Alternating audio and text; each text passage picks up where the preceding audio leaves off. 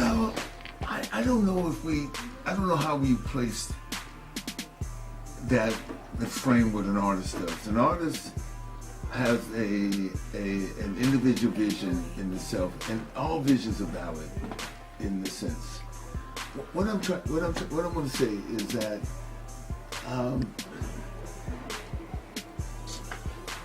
we produced a movie, a documentary by Yancey Ford, and Yancey Ford wanted to tell the story, the painful story of what had happened to her brother 24 years ago, in a documentary about race, about racism in the 21st century. And it is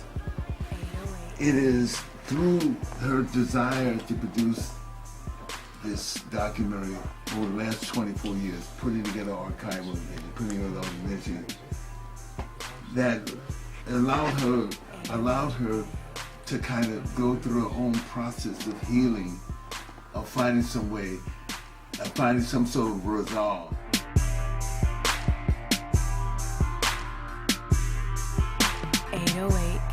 That's the most difficult question I had today. Yes. When you're tired. No, but because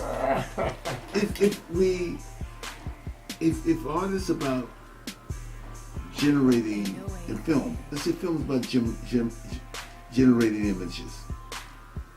We find the work is how do we reinterpret images? How do we introduce new images? How do the stories of those archetypes, how do those stories have more meaning and more depth to them is a question about it.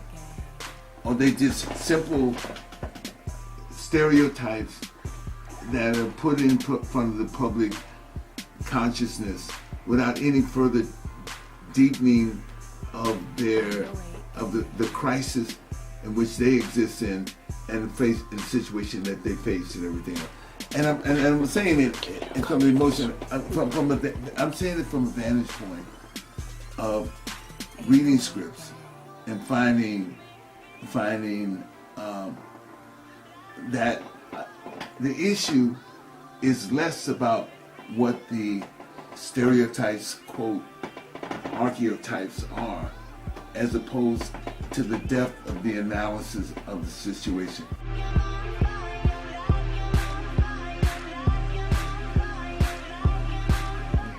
I don't think it's either or, man. I mean, you're gonna find, as an artist, and you're on your way to doing that from just your questions, your voice. What is that? How did your voice resonate? What are the elements that become, you make that your story, and a story that has larger implications and has some level of universality to it. And that's how we've actually answered these questions in the abstract. These are questions that, in the sense that what is, and I'm trying to think about where have I seen the images there, the images against the photographic images, and the messaging with the photographic images are often, as it comes to, and when you come to film, is also more viable than even the words that are often said. I think that I think it's hard to tell, right? It's hard to say that. Find a story, find something that you connect to, find something that allows you the comfort of delving into your own consciousness, your own subconscious world, and to bring out the images and allow that to happen in a way. I just did a small film with a musician named Bruce Riley. Bruce Riley I know his father and I were classmates. Bruce Riley is a successful producer and of music, and has his own band and stuff like that. And it's his directorial debut, and some of the images that he created were blowing me away. So some of them were abstract, and some of them were interpretive in ways in which an audience is going to find some sort of meaning within each of them.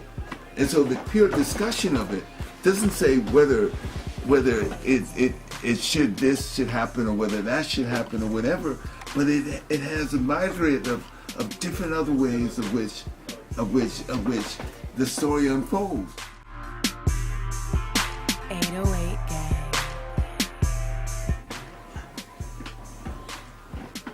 I don't know. It depends upon what the narrative is, what the story is. I don't know. And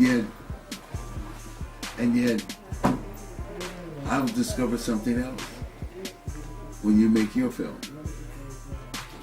And I'll discover something I didn't know, or embrace something I didn't understand until you make your film and position the images juxtaposed to each other and all those things to reveal something else that I didn't expect. I'm Danny Glover, and you're watching QDR Entertainment.